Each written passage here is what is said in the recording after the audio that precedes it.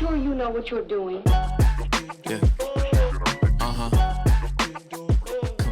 We met where we are now Yeah. at a leadership course called the Create Powerful course in Laguna Niguel at this Ritz-Carlton. Yeah. And I love that we've been able to come full circle and spend some time together. You're from Oklahoma. Yeah. And I'm not in Oklahoma a lot. You're in Arizona sometimes. Yeah. I am appreciative that you would carve out time. I know that you're here with your wife and you're obviously here to get whatever you are looking to get out of a leadership course over these next 3 days. And so I can't tell you how grateful we are that you would carve out some time to, hang out with us a little bit. Thank you. I'm honored, really. Like I do appreciate it, and yeah, thank you for believing I have something to contribute. Yeah. Yeah. I think when we came up with the concept of a million ways to make $1 million, one of the most foreign concepts to me was this world of tech Hmm. and how would one enter into tech, and maybe even having something about people that are involved in tech-based businesses or in the world of technology might have a stigma around. I don't know. I think that growing up it would be like you would have classes and be a Yeah. little bit of an introvert and be this. I don't know, whatever I have around people Mhm. that are tend to be good or involved with tech as a whole. But I think that after the first time I met you, it was like, wait, he does what? Mm. And how does one get into that space? And before we go into that a little bit, I want to go backwards a few years, if you don't mind. I lived in the UK for a little bit. Yeah. It's my understanding that that's where you were born, or Yeah. if Yeah. a citizen of the UK. Yeah. So I was born in Reading, in England, and I moved to the U.S. when I was 11. So my dad moved for work, and I have 5 brothers and sisters. So he went through a year-long process of getting what was 8 visas for him, my mom, and 6 of us to move to Oklahoma. They picked between Orange County, so basically where we are now, and Oklahoma, and the company he was with gave Oklahoma, the Chamber of Commerce gave his company better incentives, so it was Oklahoma, and that's where we ended up. Where do you fall in that list of 5 siblings? Second oldest, so I have a older sister, and then there's 3 and 3, so there's 3 boys and 3 girls. So I have 1 older sister, 2 younger brothers, and 2 younger sisters. Being 11 years old, Mhm. do you have enough of a memory of the UK to have an opinion about there being an advantage of you being in the United States, or how life could have looked Mhm. like if you would have stayed there? Yeah, I do. So uh, I have a pretty good memory of being in the UK. It was most of my like formative childhood. So I learned to ride a bike in the UK. I learned to read and write. I learned what like habits or hobbies I had as a kid. Like I loved Lego as a kid. So all that stuff like I remember doing in my room, or riding a bike up the street, or going to it was the phone call of like calling friends and asking if they want to go out and play. Like all of that happened when I was a kid. And when we moved, I remember being really excited. And I told my teachers, I told my friends, hey, we're moving to America. And as a kid, all I knew about the US is it's where movies were made, and you didn't wear uniforms in school. But it was like the place to be. Like I still believe this today. Like if you were to take a consensus of the majority of people, where would they want to live if it was anywhere in the world? I still believe most people would say here. And that was definitely true of England whenever I was there, is if you could go anywhere, it would be to come to America. And as far as the experience of, how life would be if I stayed there, or if, we're coming here, I can't imagine the, even a corollary to the life that I have now if I would have stayed there. One, moving gives you an opportunity to kind of redecide who you are, and you get opportunities to find different interests and meet different people. And the U.S. does have this sense of the American dream, so there is that part. And it's not something I necessarily pursued, but I believe if I would have stayed in the UK, I would have just gone through the sequence of whatever, my friends would have done. I lived in a pretty normal neighborhood, and my dad and his brothers had a small company, but it was small and very similar to most small family-owned businesses. It was within that dynamic, and that was really it. So, if anything, I probably may have worked there and stayed there, and had the kind of normal life. But I have friends that are still there. I have family that's in the UK, and their experience of doing business there is difficult. It's high tax environment. It's heavily favored to employees whether they perform or not, and it's just expensive. And things are old, and it's small, and uh, there's not a lot of growing room, at least in my Yeah. perspective. So, yeah, the U.S. seemed wide open. Yeah. So U.S. specifically, let alone Yeah, if you would have moved to another country, like you had something about, man, the possibilities are endless when we get over there. yeah, And you mentioned movies. Was yeah. there a little bit of a air let out of the balloon when there was an option between California and Oklahoma? Honestly, no, because looking back, I could totally see how it could have been that way, but anything was an upgrade. It's not that there was anything wrong with England. Like, I love being from there. Like, I love the history of it. Like, I loved whenever I was there. Uh, like, I am proud of where I'm from, but anything in the US was good. Like, you could have asked me then, like, where do you want to live? And it didn't matter. So no, I love California. I really do. And I'll probably find myself out here, at some point. But no, anything was, and again, it's not, I don't want to beat down, where I was, but just the possibility, like the perceived possibility of what, you know, could be done just seemed endless, being here. So yeah, anywhere was good. I remember getting here and just being amazed at how vast things were.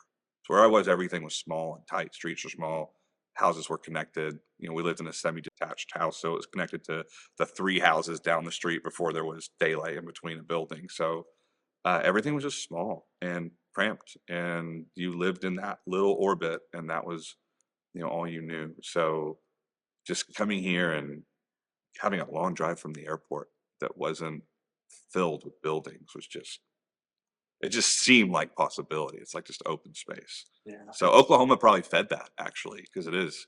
I mean, we met there for breakfast not too long ago, but it's pretty open. There's a lot of room to fill.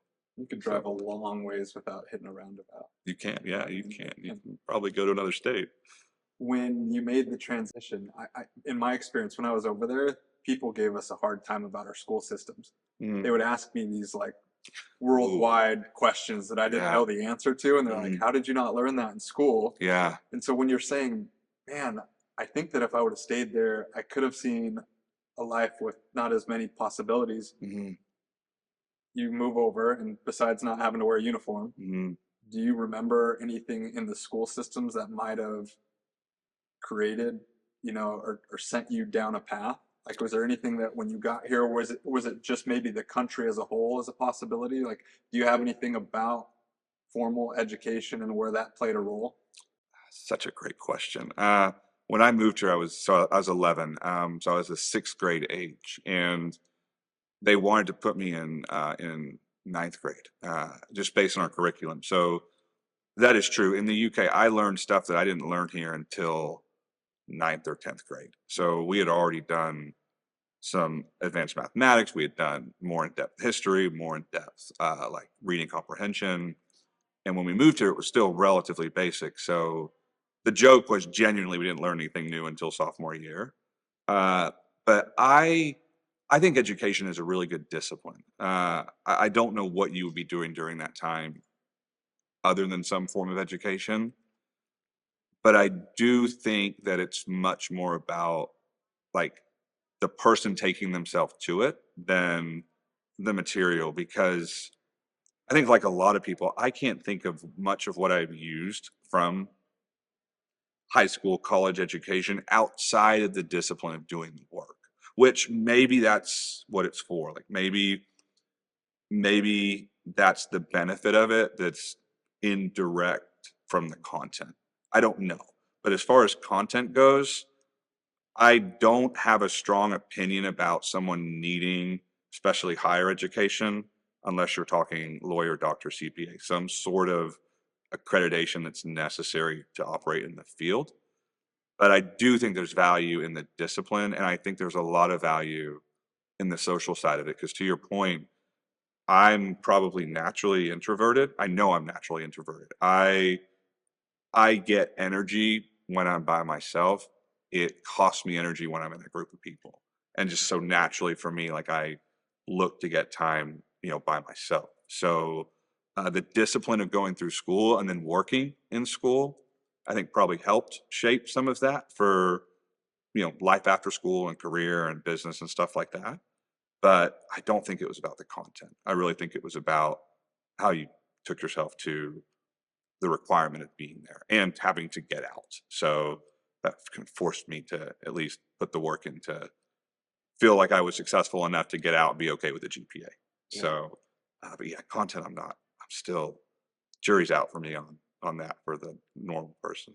Well, you occur for me as like one of the most structured people, like the ability to use something, be around or creating structure to get to where you're trying to go. Mm.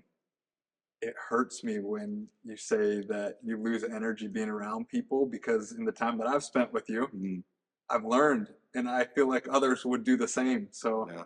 I hope more settings like this can make you shift that Yeah, this is energy great. scale a little Large bit. groups are the issue. This is good. I'm good with this, but large groups where, yeah, it's large groups. I don't know what it is. Like I have some really good friends of mine. I do a guys' night every week, and uh, I think it was a couple weeks ago, they said, "Hey, Tool is in town. They're doing a concert at Paycom. That's our Paycom arena downtown. Do you want to go?" And I was just like, I know myself better than that. I'm like, I don't do good in large crowds. Like, Yeah. let me know how it goes. Nothing to do with Tool. Nothing to do with Tool, Right. nothing to do with them, but it's that kind of environment. But yeah, I appreciate that. What's a guy's night?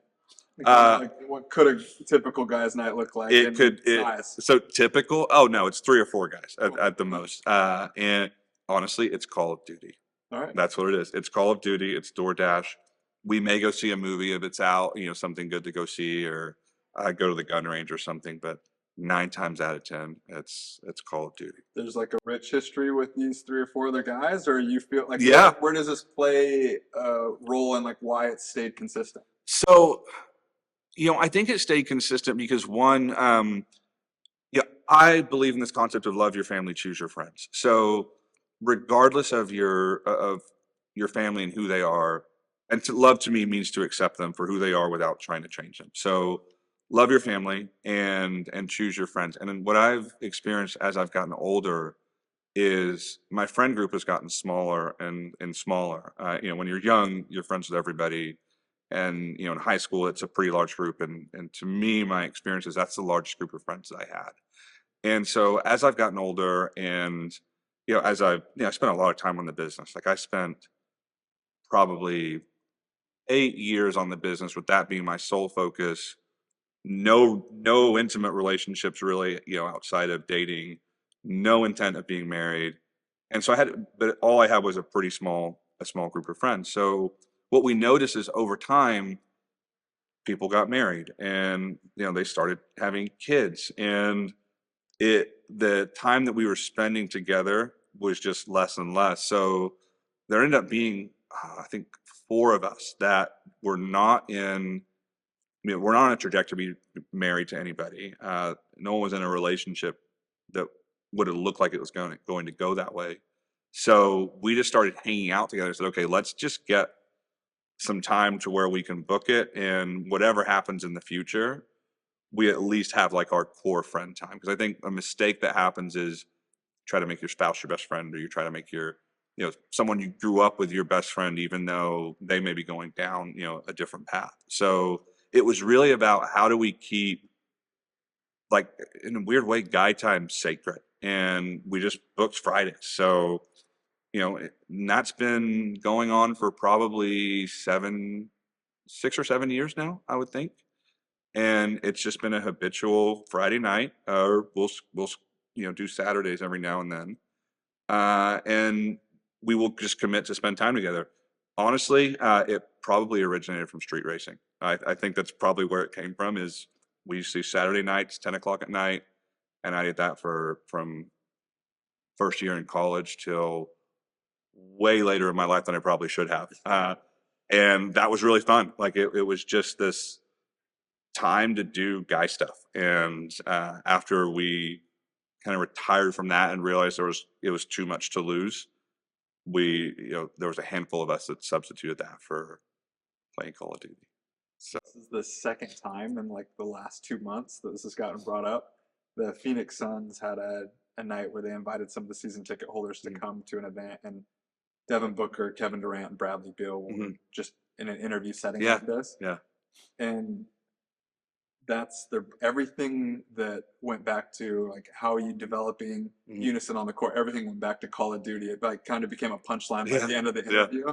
They're like, there's only so much time we could spend in a gym. So like, how can we spend time while we're recovering or on the road or whatever it may be? Yeah.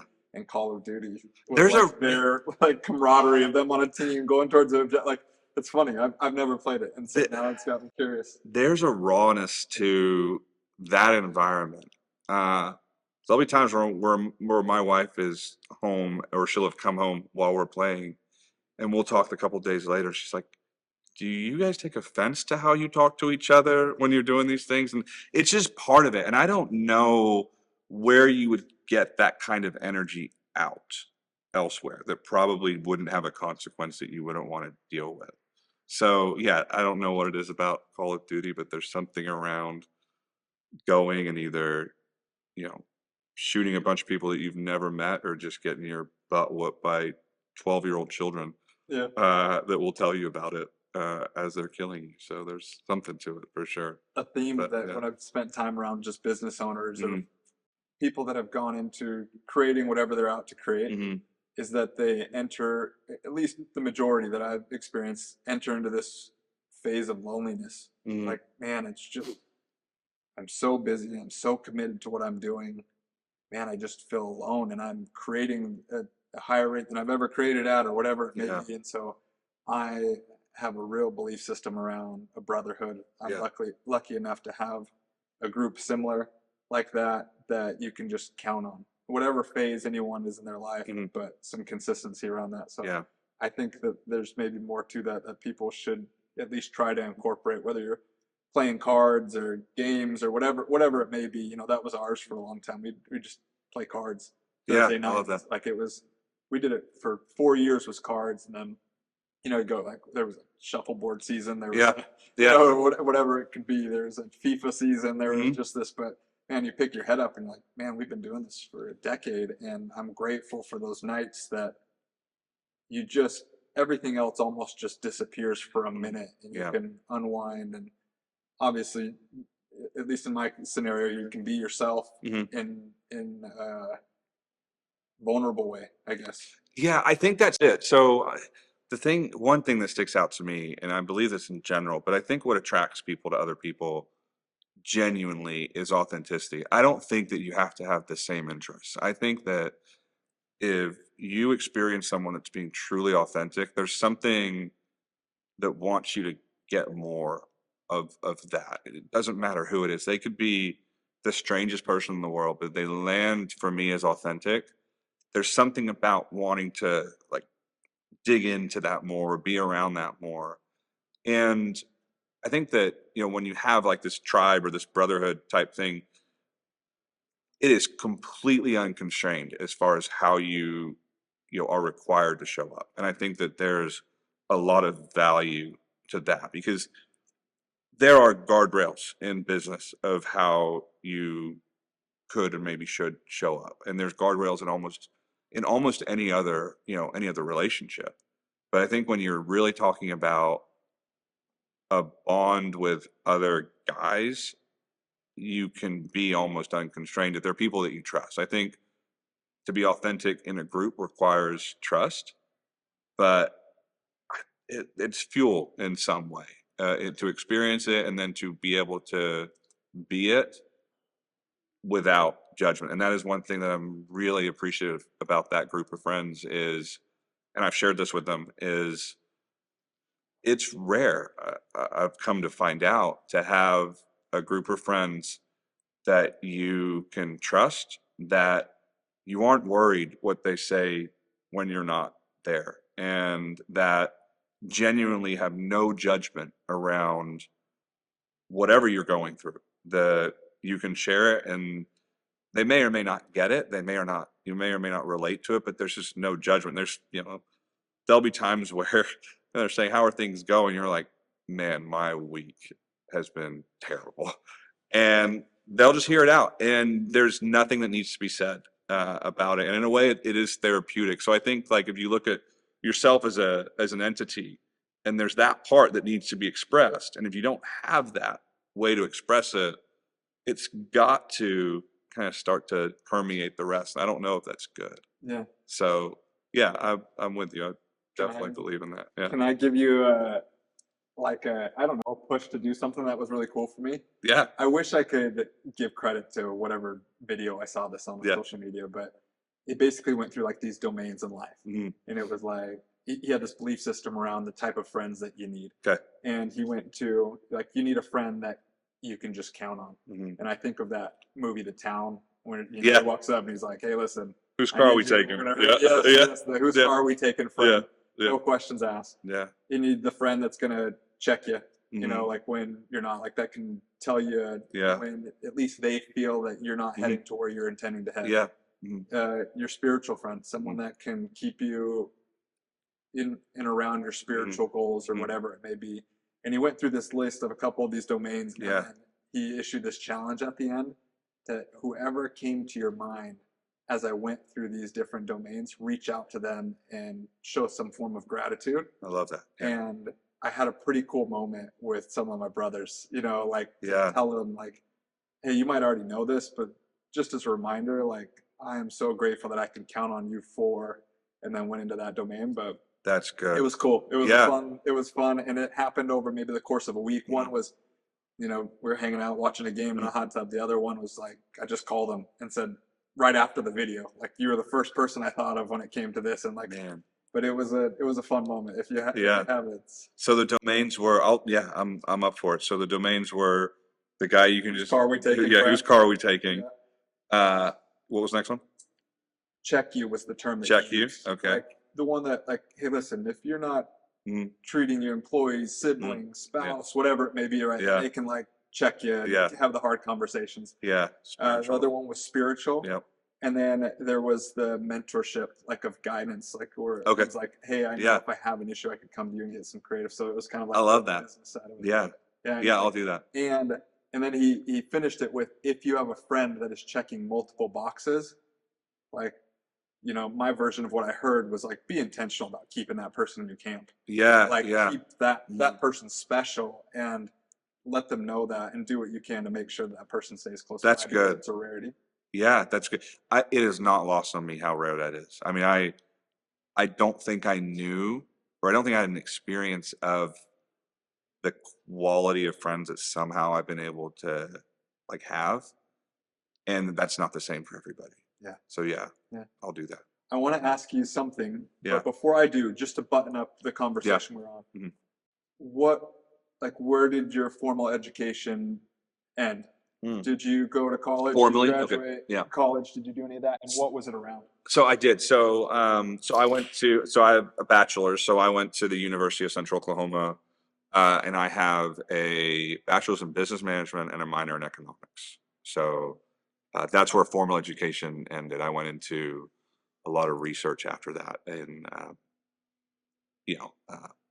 different coaches or people that were professed to be skilled in creating outcomes in different areas. But From the university, if Yeah. you were to credit a percentage towards what either got you started and where in your career and forming your business, like Mm. could you allocate a percentage?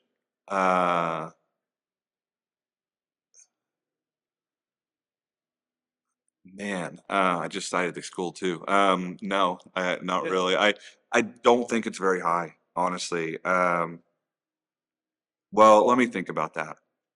I asked, and if this Yeah. helps at all, I asked it because I have a similar belief around.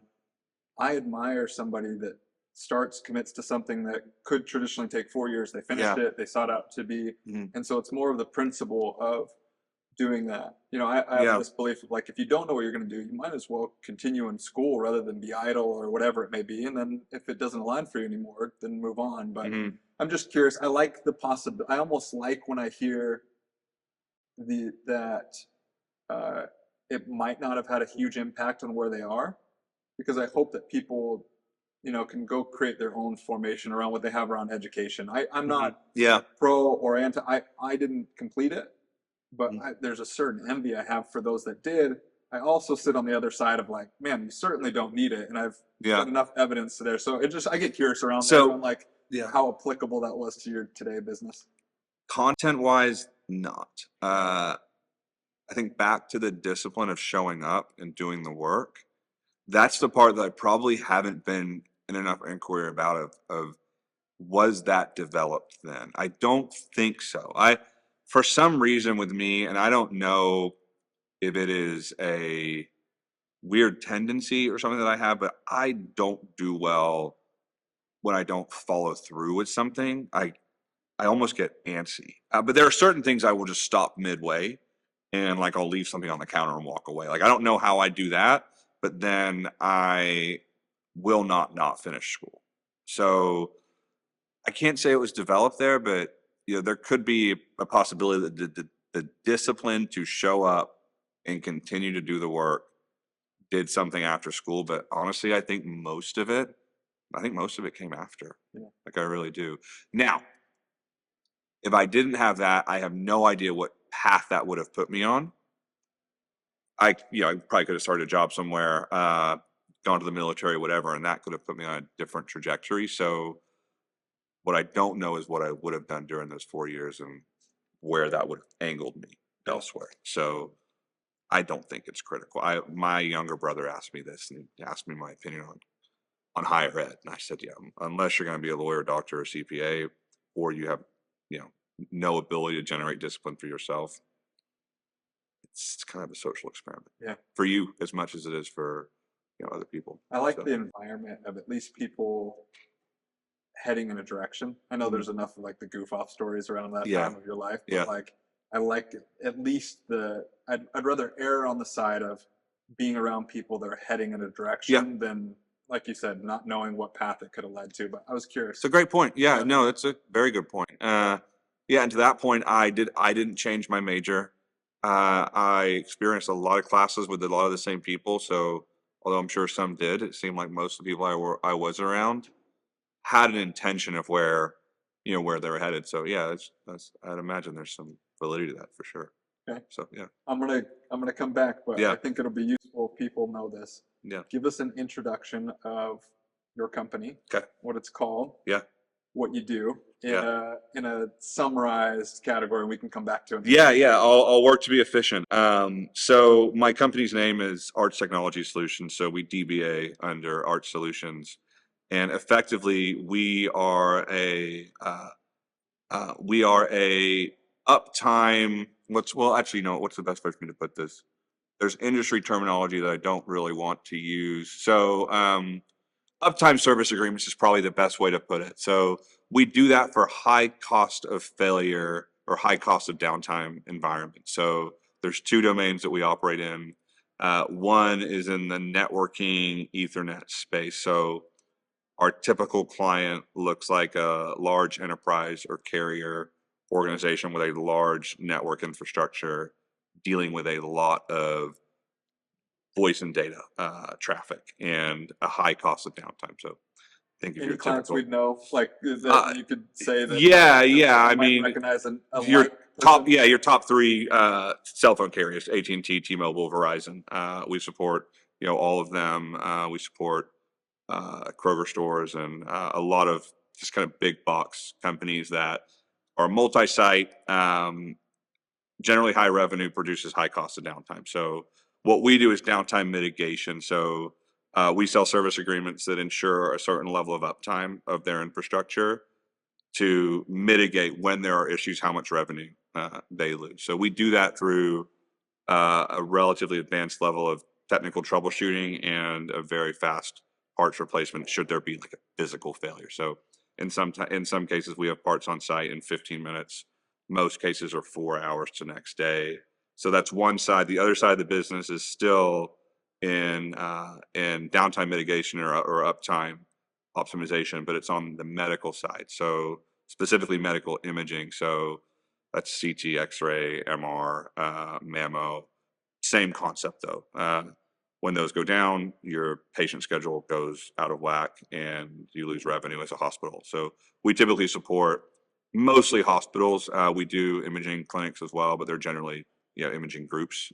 But same concept. If they go down, we bring them back up. I have To this bring like them back into visualization of like a fire station getting a call and like rushing out to like yeah. put out a fire. So to Yeah, speak. Like, yeah. I mean, some of ours. I mean, there's customers of ours that will lose. We have some production companies that manufacture batteries, for example, and they will lose $400,000 an hour per facility of being down. So it is an emergent type response, but we've built SLAs around it that make it relatively low stress for us to go actually deliver on. But Yeah. yeah, we are in the business of uptime guarantee or downtime mitigation. So that's Well, what we do. we'll Yeah. come back to that. Yeah. Yeah. You have something in common with my first mentor in the business side, Mm. in that, at least how I understand it, Mm. is that you were intentional around getting married. Yeah. Yeah, like Yeah. when I met you, you weren't married. I was not. Yeah. When I met you, I don't know, or at least what I can remember is like, hey, it's time. Hmm. This Yeah. is like in my near future. I Yeah. might not know it to who quite yet, but Yeah. I think that this is the time if I remember correctly. And I have this observation. I don't know if I have anything about it, but like sometimes you could get married young, Mm. a kid could enter, or now another Mhm. person where you feel a responsibility around providing for, or whatever Yeah. it may be, and then it oftentimes can halt a dream Yeah. because you feel the need for some sort of security. Hmm. Now, I want to remove Nicole from this. Like, Yeah. I wouldn't have this be about her, because I think the easy answer is like, of course I wouldn't have gotten married earlier, or else it wouldn't have been here. Yeah. But Yeah. if you Great. could be with me in that Yeah. mindset Great. around why, like, and were there any advantages or disadvantages? Because on other sides, I've seen like Yeah. the fuel, like no pressure, no diamond scenario. Like, I need Yeah. to make this work. There's a baby Yep. on the way. There's this, side of this. Mhm. Do you have anything about this 8 years that you referenced where it Yeah. was like the primary focus, or like it was your main? Yeah. So I do. There's really two very specific things about that. The first one, actually, I'll make that the second. Age you're married. That Yeah. would be So, useful. age, I was married. Why are you asking me that? So I was married at 36, Okay. I think, 35 or Just to give 36. some context I around. don't remember when my Yeah. birthday was. Yeah, 35 or 36. Okay. So whenever I started the business, firstly, me getting into business really wasn't ever the plan. I wanted to just work, a normal job. I had seen the stress that my dad had gone through running a small business with his brothers, and I didn't want anything to do with that. It just ebbed and flowed in my family. I didn't want anything to do with it.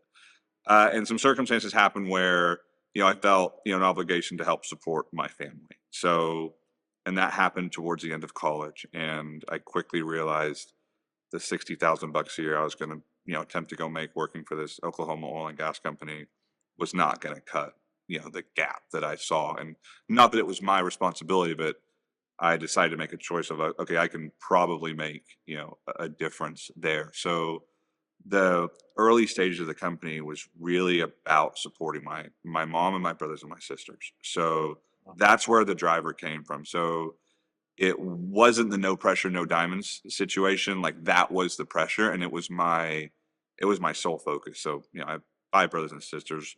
At that time, 3 of them, you know, directly benefited from that kind of, support that the business was able to produce, along with my mom. My dad was not in the picture by this point. So That was the main driver of the business early on. How old were you?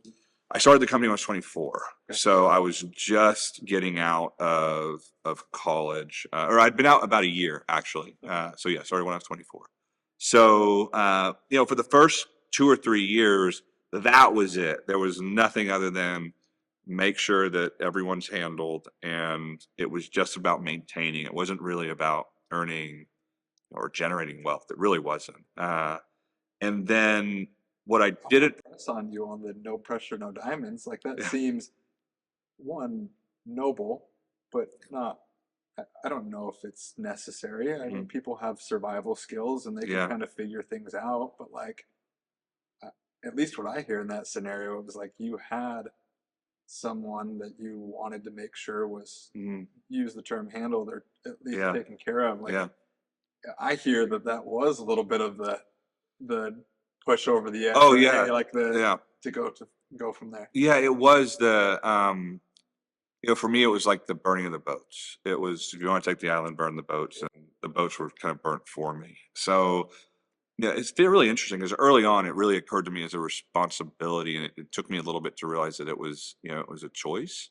But I'm glad that it happened that way because I think if I would have realized that early on, I don't know if I would have pushed the way that I did. So it's crazy how even this perception that wasn't accurate actually served in the big picture. But the first few years were really about that, and that's so there was no dating, no nothing in that period. I mean, it was just the When you typical say grind. no, Yeah, like we're not like there was no guys' night around this time where it was street like racing. okay, Yeah, so street okay, racing. Yeah, yeah. I'm taken to like That was Fast and the Furious. There was plenty of girls around the streets. no, yeah, like but like completely there was inaccurate. when you say no date, like it was what I hear in that is the priority and the main focus was the business. Yeah, And yeah. although there might have been dinners here or there or whatever it may be, like that was the focus. There would have been dinners here or there, but there was no committed relationship in any sense, at least, especially for those first few years. And it took me a while to realize that things were actually okay. I think the risk of burning the boats or building the pressure is we have a tendency of not realizing the pressure is no longer on and operating like it is. I think that comes at a pretty substantial cost over time because if you're consistently running, to get away from this outcome that you see coming that you're trying to outcreate, if it's no longer there and you're still running, you're just burning a lot of energy and a lot of resource without really a reason. So it took me a few years to realize, probably by year 5, that it's like, you know what, like they're okay, and they're equipped. And I'll share a personal thing with you. It was interesting around that time. I'm generally healthy and I'm pretty active. I'm pretty aware of my body, and out of nowhere, there was this experience I had that I was going to die of cancer.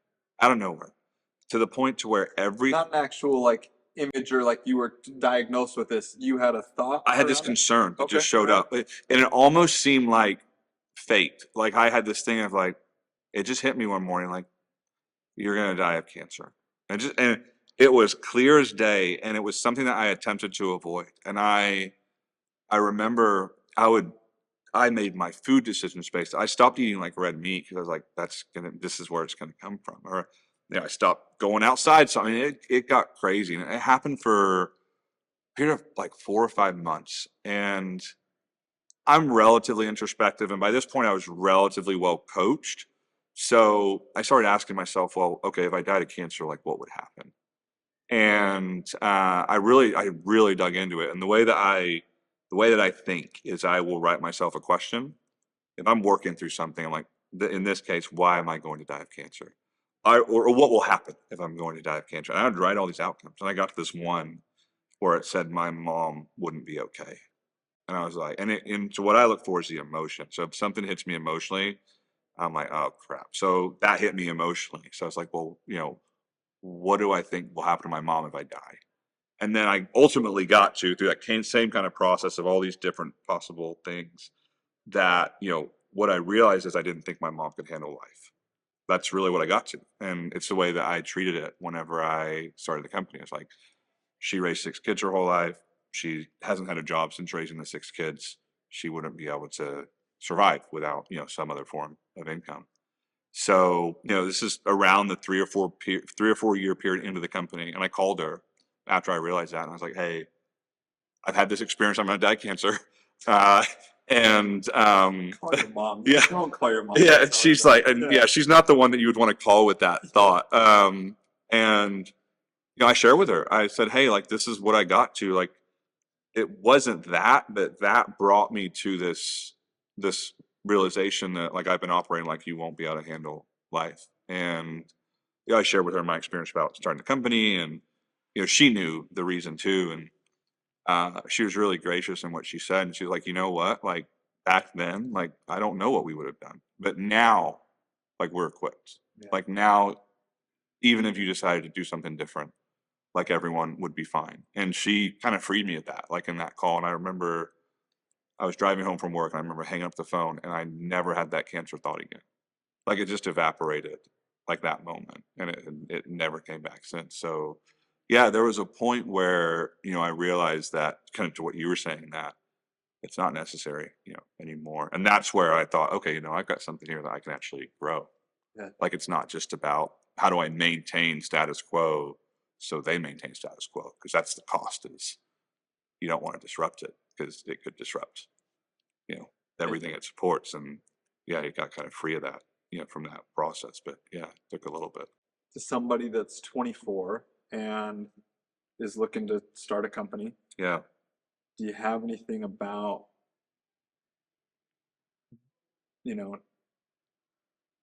being solely focused on just the business and removing relationships? Or do you have anything about, man, if I could do a do-over, and obviously if it was with the same person, like, could you have seen any benefits to not doing it that way? Or it was like, man, I'm so grateful did it, and not in the Yeah. form of regret, but in the form of someone is staring at the just incorporated, and they're going down this journey, Yeah. and I'm gonna go all in. Like, do you have anything for that person right now around relationships? Yeah. Thanks for bringing me back to that. No, I don't think it's necessary to have or not have one. I think what would be necessary in that is to know yourself. So if you can be honest with yourself and know that not that it would be a distraction, but that you would compromise this other thing that you say that you're up to more than you would be willing to otherwise, at a cost that you would want it, that you would look back on and would rather you didn't pay. I think that's the important part. So I don't think it has anything to do with whether you're in a relationship or not. Because for me, I was in a relationship with, at that point, 7 other people, with my mom and 5 brothers and sisters. So I don't think the aspect of the relationship, whether it's an intimate romantic relationship, you could say the same about friendships or anything else. But I think it's knowing yourself, of you know understanding what you're committed to in the business, and getting really clear of, you know, that will have an impact one way or another. And it could have an impact that could drive you. It could have an impact that could have you pull back. And I think getting clear, as much as you can, about what is likely going to be your response to that, and then deciding if you're okay with that, is the more important piece, because you've got to know it's going to have an impact, and it could be constructive. It could take away from the intent, and the intent of building this business in a certain way, and that could be better for the business. But I think you really have to be aware that it will have an impact. And are you willing to uh, entertain or deal with that potential impact? So, for me, if I look back and I said, okay, if I entered into a committed relationship at that point, it probably would have landed like even more pressure. But there's 2 things that I know about me, and I have discovered this, and it is not anything that I have conditioned or trained. It just seems to be the way that it works for me. Is I'm really clear I don't give up. I don't know why. Like, it's not a choice I've made, but I'm really clear I don't. I just can't. And I'm really clear I don't break. And that sounds kind of weird or arrogant maybe in a way, but I've gone through enough stuff that's been pretty hard to realize that if I don't give up, like I won't break.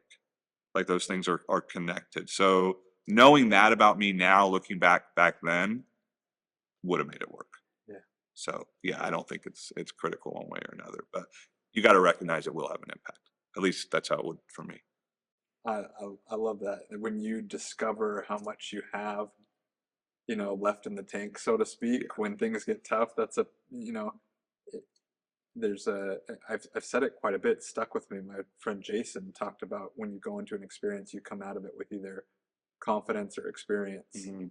Like experience was like, well, I know how Yeah, to navigate that now, or maybe yeah, not to, that's or good. confidence that you've gotten through Mhm. something. And I Yeah, imagine there's some confidence around when things get difficult, around knowing that, like, listen, one, I'm not quitting, and mhm. two, Yeah. even if it's hard, you're not breaking me. And, I and there's something yeah. that's great.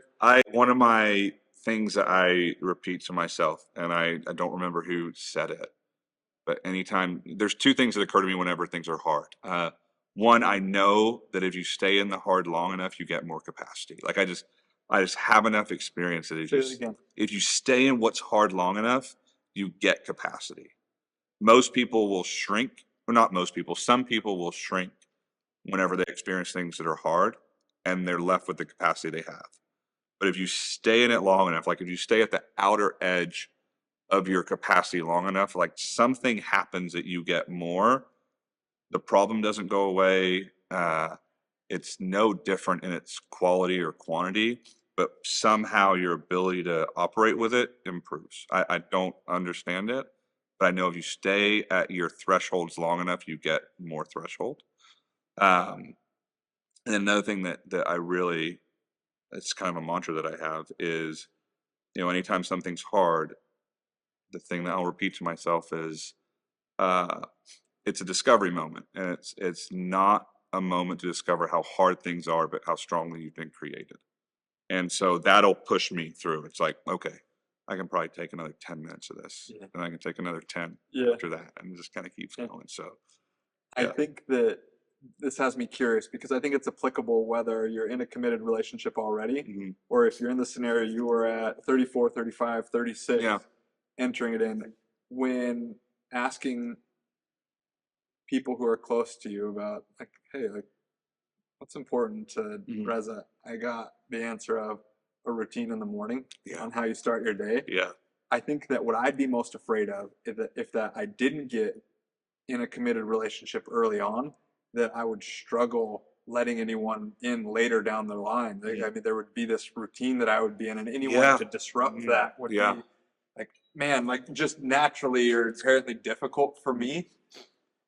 Can you speak to, one, maybe someone that's just in a similar spot, like, man, I'm struggling on letting somebody in while I have all these things going on, and Yeah. maybe what she did to help herself, Yeah. you know, get in and not be disruptive or add to it or whatever that Yeah. might be like. Yeah.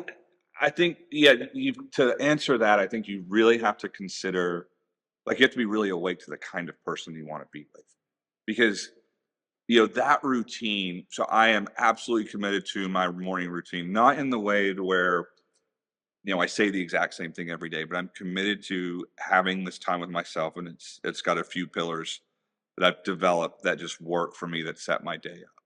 Give me a time frame on how long that's been important to you. Like, was this once Oh, the dude. company got to a certain point, or do you Before attribute even the starting it. company? Yeah, Okay. before even starting it. So the thing that I got, there's an element of gratitude. So there's what I do is gratitude. I do visualization, and then I do, you know, uh, some form of like affirmation or incantation. I like incantation better than What's an affirmation. incantation? An incantation is a affirmation as a way of being is probably the best way for it to make sense. So an affirmation could be like, I feel really great and I'm happy, but the way that you're expressing it is no different than anything else you might say. An incantation, like think back to like a rain dance. Like it's not just saying whatever they would be saying to create rain. There's uh, there's a way that you would use your body that would have it be consistent what you're looking to create. So, for me, like if I'm looking to do an incantation of gratitude, like I'll put myself in like how would I actually be like when I'm grateful? And so you really just kind of have your body follow along. That's really the only difference. The risk for me in affirmations is they become uh, going through the paces because you could just say I said the affirmation. So Yeah. it's really just embodying it a little more. Okay. Um, but back to the question, I think that one, getting really clear on the type of person that you'd want to be with. So at minimum, they would have to put up with the type of person that I am, right? I mean, that's the very baseline. It's like attraction, and then are they willing to put up with me? At the very basics, you have to have that. So I think when you're looking, if you are someone that's regimented and you've got a process that works for you, and that process to me, that morning routine it's almost sacred to me. And again, it's not rigid and it's not word for word, but it is time with me, and it is spiritual time for me, but it's also a time of reflection and visualization. And I have done it since before starting the company. I don't know what I would have right now without it. It just sets me up for my day. It's influential. It is probably the single biggest thing I would ask someone to consider if they don't have what they want. And specifically in what I do. So I do gratitude and visualization. I get clear on what I'm grateful for, and I really look to experience it. So there'll be times where it feels like I'm going through the motions, and there'll be times where I'll get really emotional by myself walking around my house in the dark. And then I take that same approach to visualization. So I look to see what I want to create, and then I operate like with gratitude with that too, like it's already happened. And then it kind of helps create this gap for me to go pursue. And there has not been a thing that I've consistently been grateful for having that had yet to happen that hasn't actually happened. So it's wild. It's the craziest thing, but it all influences How long action. does this take? Like what? Like time period? Like is this a The 5 minute? Is this an hour long? The basics of it is 15. Okay. I can knock it out in 15. I typically take 30 to 45 because I do that. There's time I spend on my spiritual stuff, and then uh, there is sometimes I'll do some exercises or something with it, just kind of solidify all of it. But yeah, 15 to 45 minutes. But I can get away with it. 15 minutes here, for example, in the morning, I'm good to go. And sometimes I can just do it if I'm traveling or something, I can just do it in my head as I'm getting ready. It's just kind of routine for me. But I think that you have to have someone to be willing to do, put up with that. And I think you've also got to get really clear on your principles. Like, back to my definition of love it's to accept someone for who they are without attempting to change them, without judgment.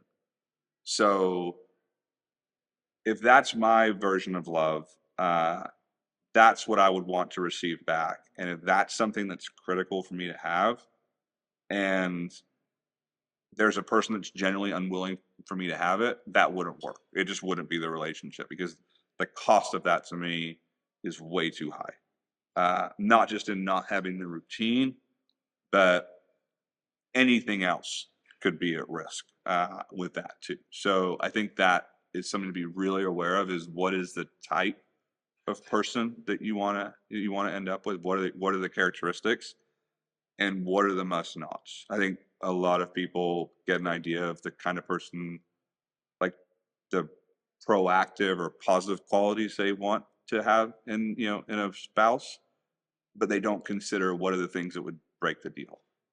And everybody has deal breakers. And if it's that they would have me compromise things that I hold sacred, it would be a deal breaker. Yeah. So I think it's more about the person and getting clear on the type of person you want to end up with than uh, the willingness to get into the relationship. And you've also got to understand the value of the thing for you. If you're going to compromise it for something else, then your values as demonstrated are different than what you might be saying they are. Yeah. So that helped. No, yeah, I appreciate you sharing that. I spent some time with somebody in Arizona. He's got a heck of a national company. Mhm. He had us at his headquarters, and I'm excited for him right now, although I don't know him well yet. Mhm. But similarly to how I knew you when it was like, it's time to create this in my life. Like I'm ready to create Yeah. a relationship. He's been up to stuff and he's now like, he's building a house in Idaho and it's like, yeah, it's time. Like I'm going to create Yeah. this phase. I'm excited for him and hearing this. I think that for him specifically, I'm going to refer a lot of this to him. Yeah. Yeah. It's sort of just, I, I have a sense of who you are even more now. And I think that anyone that listens to this can understand a little bit better of how you function and what you went through. Can you connect the dots practically on how you went from continued education in the form of college Yeah. to a goal of going and being an employee in the oil and gas field to that no longer aligning to now being in this field of which you're saying that maybe college didn't quite prep you for, at least from a content standpoint. Yeah. I'm 24, I'm in this space, I now have customers that are known by everyone across the country. Like, can you connect that dot of like, okay, I want to make more than 60 grand a year. I think by doing so, I want to start a business. Like, you didn't work for a company like this and then branched out on your own, or did you like, can you give like the clip note and connect all those dots of how like at 24 you entered into this space? Yeah. So so when I was in college, I had two jobs. So I worked at a restaurant, and I also worked for a small IT company that did repairs only. So their business model was, and it was mainly on power supplies, but whenever a customer would have a failed piece of technology, they would have these open POs where, Motorola was a big customer of theirs, for example. So Motorola would send them an open PO for whatever amount, and what they were purchasing was a fixed repair cost on these different part numbers. And when they would fail, they would send them in. They would invoice against that PO for that repair cost, and then they would send it out. And that business model worked for them until the used market in the datacom side really started taking off. These are all data communication power supplies mainly. You can fix this So, stuff? Like no, I was selling. Got this as a job? I was selling. Yeah, I was a Okay, sales guy. okay. So I was just selling. I was just Okay, selling I just these. wanted to, like, were you the Individual one repairs or doing these repair? Okay, good. yeah. So we You used were to sell creating them that. at 1% of the retail value. That was 1 to 2% of the retail value. So if something was 100 grand, you would fix it for 1 to 2 grand. That was just the way that the cost broke down. So they would send these things in, and that model worked really well. And this was, so I graduated high school in 04. So this would have been 04, 05, 06 ish. And around that time, on the data communication side, technology was moving so fast that stuff was obsoleting pretty quickly. So there was no used market. Stuff was just getting old, and they were scrapping it. But around that time, 04, 05, technology started to stabilize. So, how fast connections were, they weren't increasing at an exponential rate. They were incremental. So the useful life of equipment started to get longer. So when companies outgrew equipment, they would sell it instead of scrap it. So it developed this used market. So the used market started to really impede on the repair market because it started to get more cost effective to scrap and buy used versus repair new or repair existing infrastructure. So that company just didn't see that coming, and they ended up going out of business. So what I did is, it was just a question, and I had a mentor around this time in life, and he had said, the question is the answer. So I was like, well, got to figure out a different question. Like, if the question will give me the answer and this business model isn't it, what question needs to be asked? So the question was, is there a way to make money in this market before things break?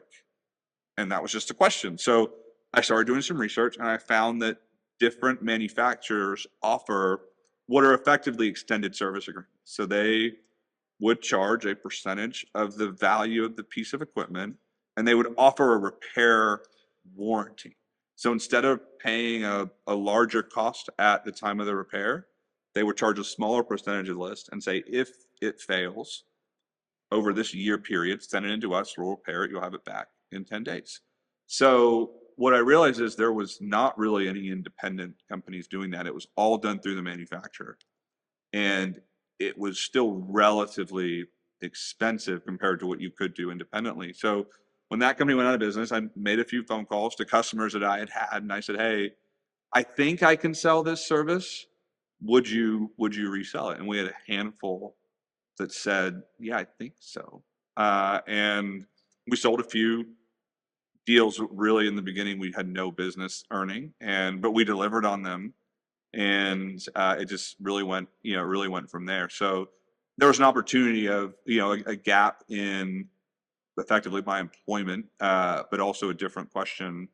And I was okay at selling, so they trusted what I was saying. They had good service from us, in the past, or at least from me. So I had to put a business together, put $1,000 that I had into a Bank of America business account, and that was the only investment the business ever had. So it's pretty cool. And yeah, so we did that ever since, and fine-tuned the service, and it went from 10-day repair to next business day replacement. And then it went to hiring actual engineers for troubleshooting instead of just replacing stuff when it was broken. So just over time, we matured the service, and the market matured, with it. And we were very early on in the market, and somewhat of a well-kept secret. We have, I sell through resellers, so we had some really good strategic partners that had early on, success with us, and it went really well from there. And that strategy is because we had no salespeople. It was cheaper to, find people to resell it for us and then make a margin than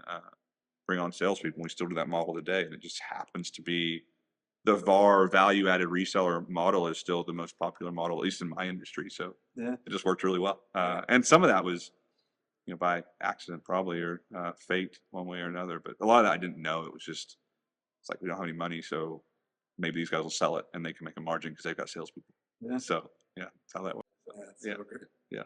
I want to talk about, once you go from starting the business to generating some income and having a healthy EBITDA. Yeah. How do you, I think one of my favorite things about you is that, I'm in Oklahoma for a real estate conference. Reza, we got to grab breakfast. Yeah. And as I pull up to the hotel, I see a license plate that says Hyena, and you're in a Ferrari. And there's some things around high ticket items, or what could be obviously in my domain or my world of investing. Yeah. People could have some things about spending money on those type of things. I think that you would buy all these things if no one ever saw them. 100%. I feel like an actual love towards, I would put it in the domain of quality. Yeah. Like if I could, performance, quality, you you're found on a love. You've already mentioned the street racing. Yeah. I don't even, you've owned a lot of cars. I've owned a lot of cars. You currently own a lot of cars, but I know that you've owned a lot of cars. Can we, Reza, why are you spending your money on something like that? And if you wouldn't mind to humor me of I would love to hear a defense from an investment standpoint. Yeah. And then two, well, who cares if I lose? Yeah. Make money on it. I'm going to do it regardless. But Yeah, can you speak on that? Yeah, in some cases, so it's cars and watches for me. In some cases, there is no defense. So the only defense is how you measure the ROI to me. So if the ROI is experiential, and that is worth the negative return on cash that you get on, buying a certain car, I think that has to be up to it. I think the biggest mistake people make is they're successful and okay, now I need to buy a Ferrari or a Porsche or whatever. And they do it because that's what they think they're supposed to do. I genuinely like cars. It's what you said. It's performance and quality. I really, and the same goes for watches. I appreciate the tolerance of things to perform. The tolerance being how specifically things can be made to perform at a high level. I think the fact that we can do that as human beings is freaking insane. And then that you can drive that is just mind blowing to me. I mean, you can have something that operates at such a uh, a margin that's so small, and it can do it over and over and over, and perform and take a human body at a rate that it is not designed to go, and you can control that, is just, it's mind blowing to me. So I really appreciate like the architecting of a car or a watch, and I appreciate the precision of it, and I appreciate the precision at speed. So precision is one thing. To have tight tolerances on something that's static is one thing. Yeah. But to have tight tolerances on something that is dealing with the elements, and in a car that's a controlled explosion that is driving you down the street, that's amazing in and of itself. And then to have margins in a vehicle that well exceed the capability of any other, other vehicles on the street, to outbrake or out accelerate or out corner, Yeah. and then to be able to lean on that and get that experience is, it's amazing to me. Like, I don't fly, and I know it's not flying, but if I did fly, I wouldn't do it anywhere near as much as I drive. So to do that at any opportunity that I have is just On a daily basis. on a daily basis. I absolutely love it. And I have no defense on some of the ones that I have lost bad on some, and I've made some really bad decisions that are purely emotional on some. And the only losses I actually count are the ones where I didn't get the experience that I wanted out of it, and I lost money.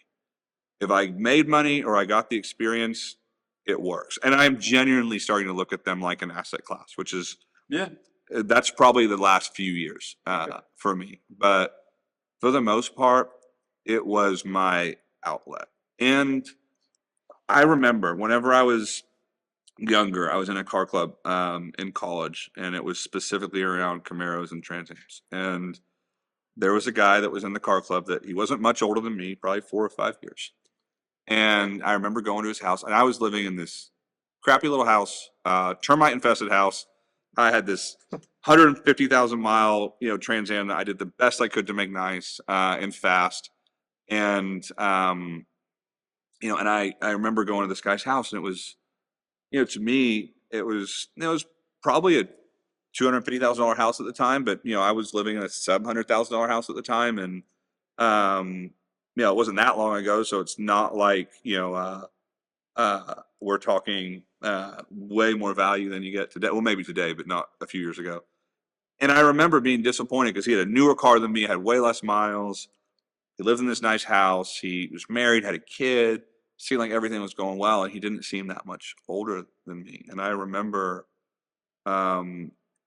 thinking, and he worked on cars, and that was what he did. And I remember thinking, like, okay, I can either get these by being really good at working on. I can either have a fast car by being good at working on it, or I can make enough money to buy the ones that I want. And so what he had done is he had gone out of school, and like he just become a mechanic, and like they had just made it work, and he had the one car in the house, and it just worked really well. And for me, I was like, no, I actually want to earn some money and get the ones that I want. So fortunately, I've been able to make some mistakes, but as it was for him, as it is for me, the experience was worth it. Like, it wasn't really You've had some buyer's remorse, I imagine, on some when you're not getting the experience. I remember Yeah. the watch. You said, "Yeah, I had it, and then I sold it. I couldn't quite justify it, at least at the time. Like, I didn't feel the need to have that version of it." Are you getting things on the? Do they call the after, like, a used market, the gray market in cars, like they do with watches? Yeah. So the used market, they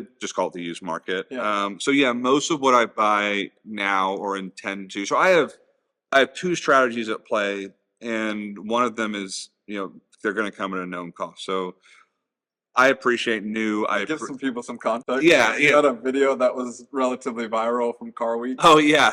So you had a P1. Yeah, I had a McLaren P1. So I bought that in. I just sold that the end of last year. So I bought that April of COVID. Yeah. So it was the John Templeton quote of buy in times of maximum pessimism. So I bought that car at they were asking 1.8 in November of 2019. I think they called me, or I called them in, I think, February of 21, or sorry, 2020, and they're at $1,350,000.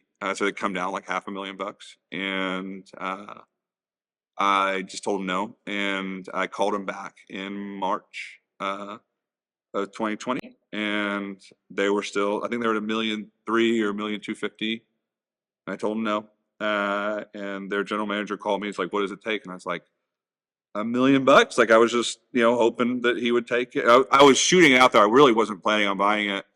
And he was like, "Will that do it?" And I was like, "Yeah, that'll do it." And he's like, "Done." So I bought that car in 2020. I got it in May. It needed some service work, so it had been parked for about a year. It was at a dealership, but it had been parked. An older guy had owned it in Florida. His son had taken custody of it when he had passed away, and I just sat to sell for a year and a half. And I sold that last year for 1.7, so it was a good little turnaround in a few years. So yeah, it was a good gig. And then I bought a Carrera GT shortly after that. I don't know if I told you that.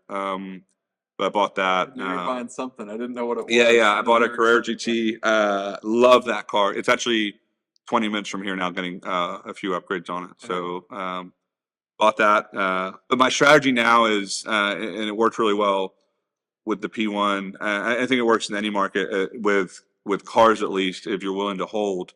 But I have two strategies at play because I have to offset. And what I look to offset is what I want is I want a net return on cars in general, but I know there's going to be a cost on the certain type of cars that I want to own. So one part of me likes new and likes tech. So I have a new GT3, for example. I daily drive a Turbo GT. My wife daily drives a Cayenne Turbo S, and she has an R8 that we bought about a year ago that she'll drive on like the nice days.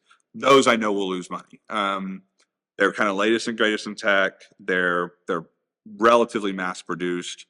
And at the time I bought that GT3, I paid over sticker for it. So it was whenever the market was hot, but I really wanted the car. I've had a couple before. I just really like the platform. So then my strategy outside of that is to buy generally ideally limited production, and ideally I at least have one car that has no base model. So another car that I have is a 458 Speciale. So those are Ferrari's last NA lightweight special mid-engine V8 car. I'm convinced those are $800,000 cars in 5 years ish. I paid low fives for mine, so it's a longer hold, and it's a shorter return or a smaller return in general, but it's a super safe car. It's an amazing car to drive. It fits this really nice niche of relevant in technology and relevant in performance, but it's a super safe buy.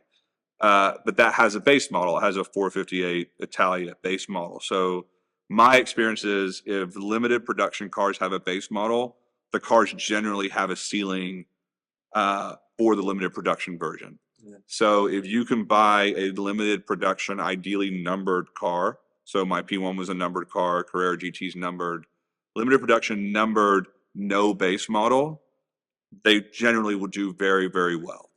There's no compromise that people can justify buying instead of. If you want in that platform, you've got to pay that money compared to the Speciale, for example. You can get 8/10 of it in a 458. Yeah. I just sold my 765 LT, but you can get 8/10 of that in a 720. So any limited production car that to me has a lower value base model is going to be compromised as far as what it will return, unless it's a Ferrari front engine, a V12 front engine Ferrari. Those for some reason will still command $1 million over the base model. Yeah. Don't know why, but Ferrari just kind of has their way with the market on their limited production front engine V12 somehow.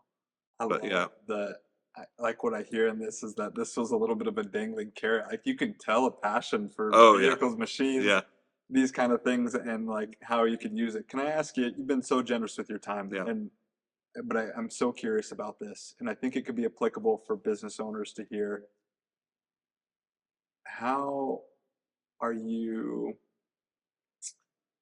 purchasing things like this while you have employees? Like I know business owners right now that might have bought toys, but They certainly aren't driving them to the office Yeah. around what it could create around a culture Yeah. or whatever it may be. Do you have anything around how you've Such a navigated, good question.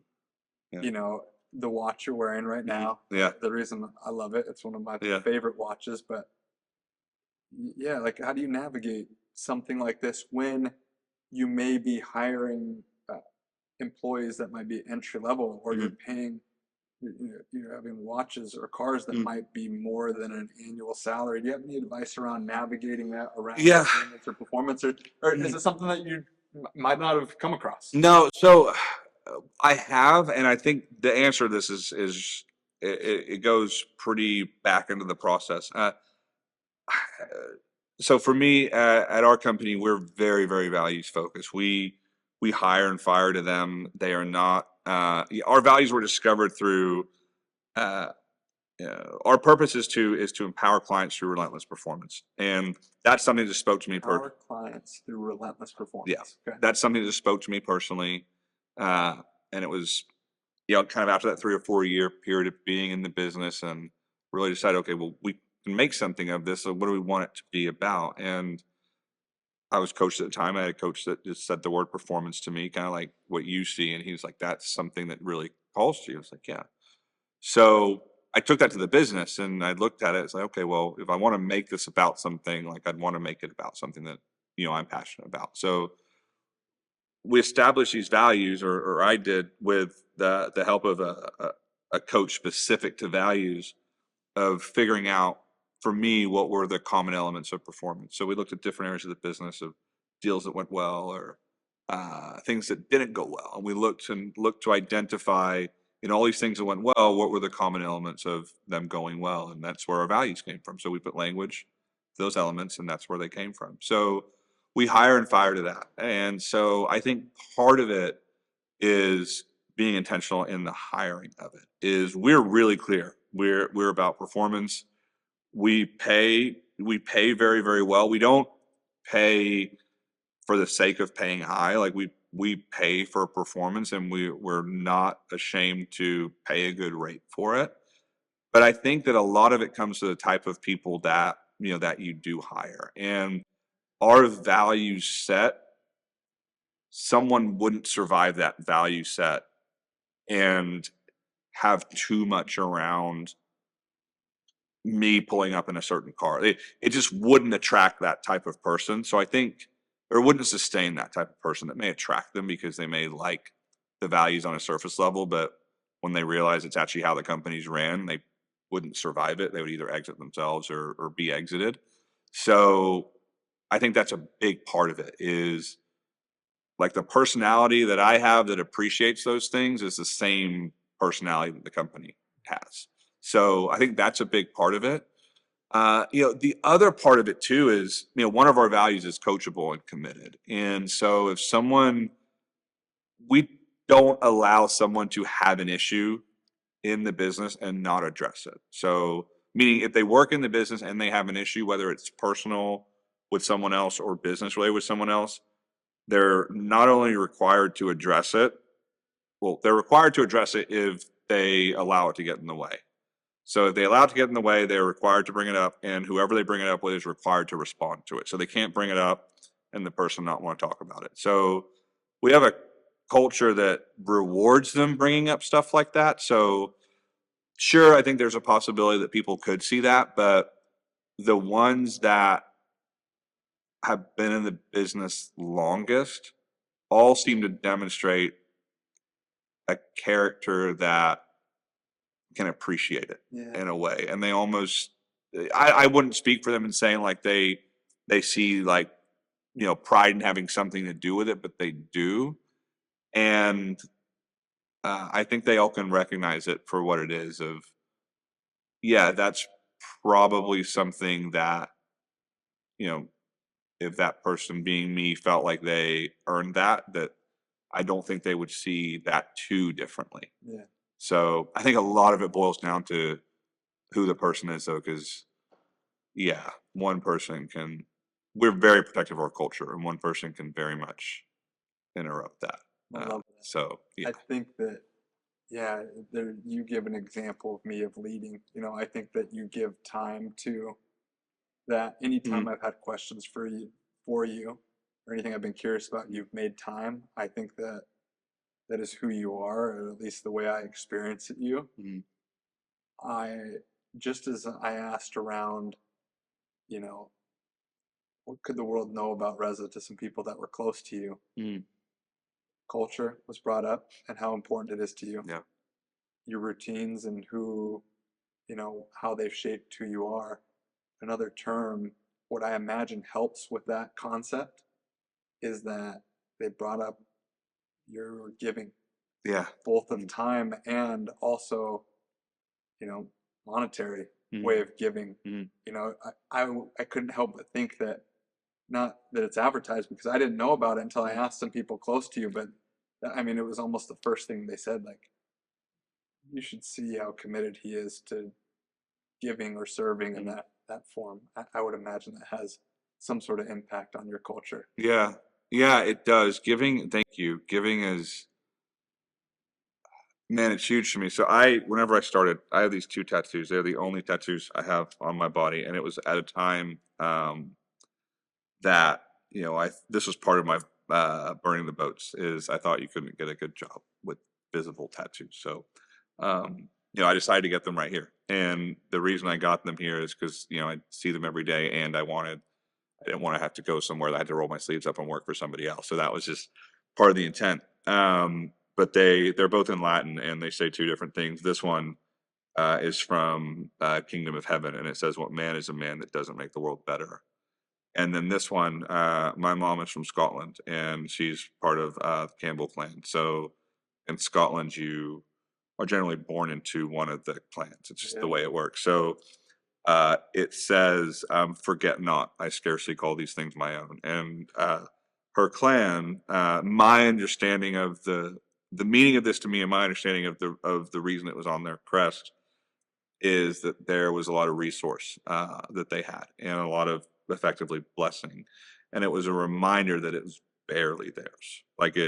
And what that means to me is, like, any capability, like any skill set or thing that I've developed in my life that's produced value, the raw material of that, even if I had something to do with molding it into something useful, the raw material of that, like, I had no choice in. Like, I had no choice of having the capability to do it, and I really had no choice in having the capacity for the awareness to improve it.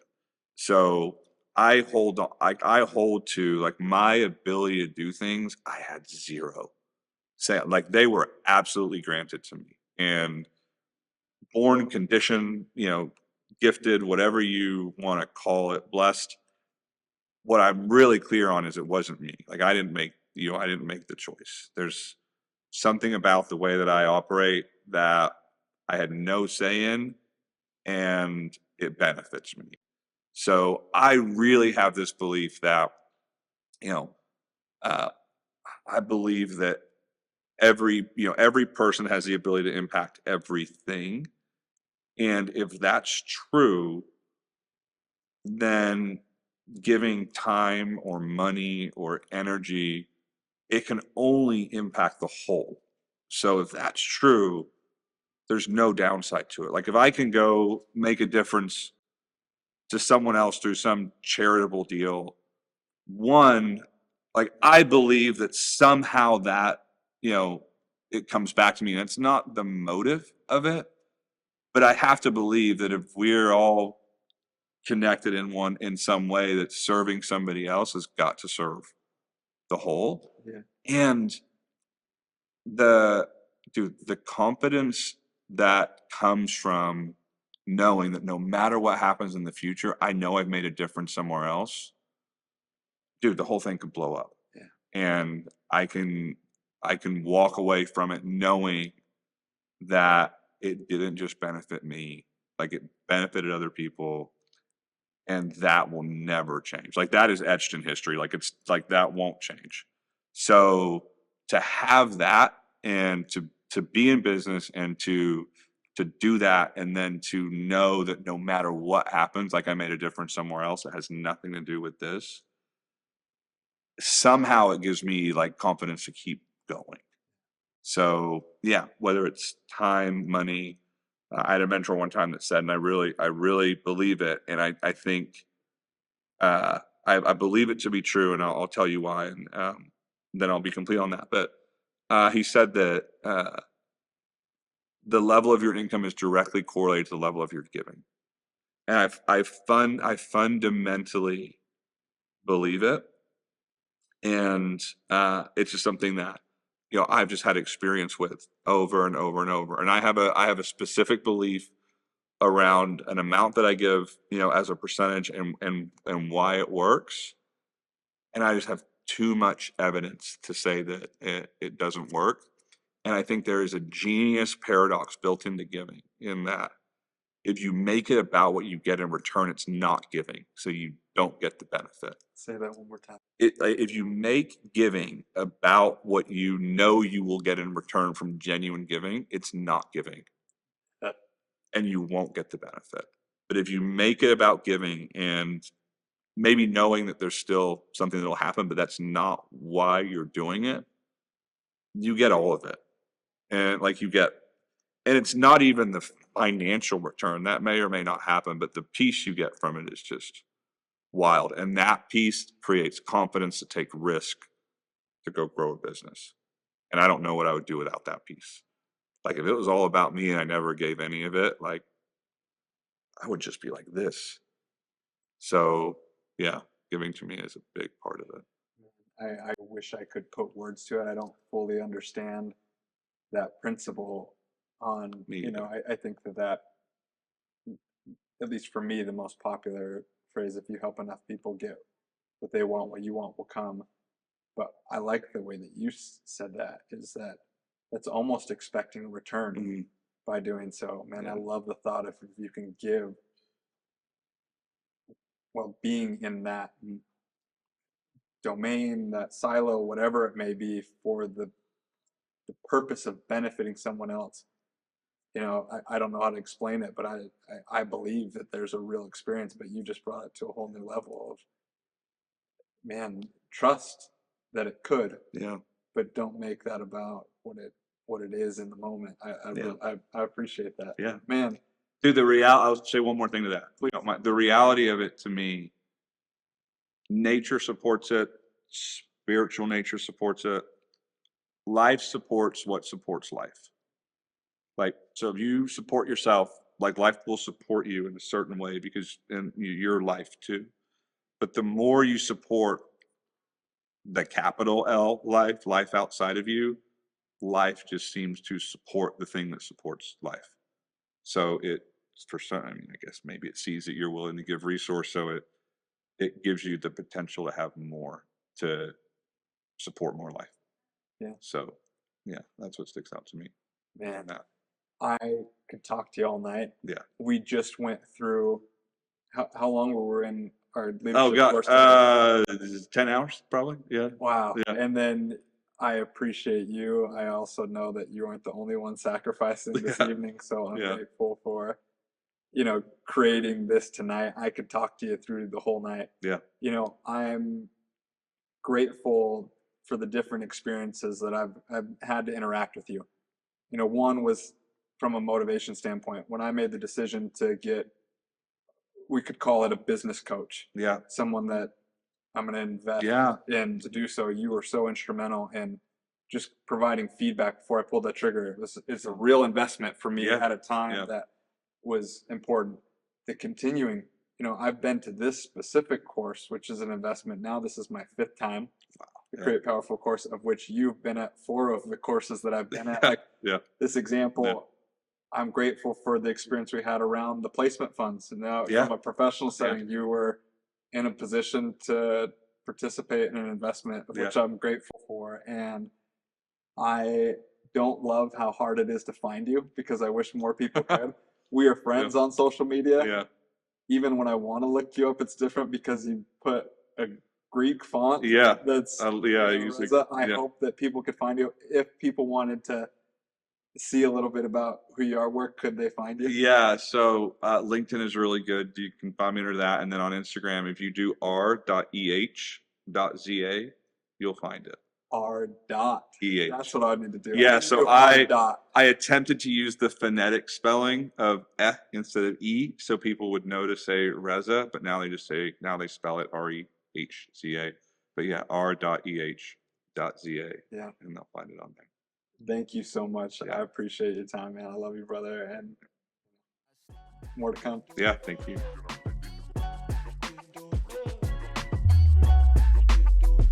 Dad, are you sure you know what you're doing?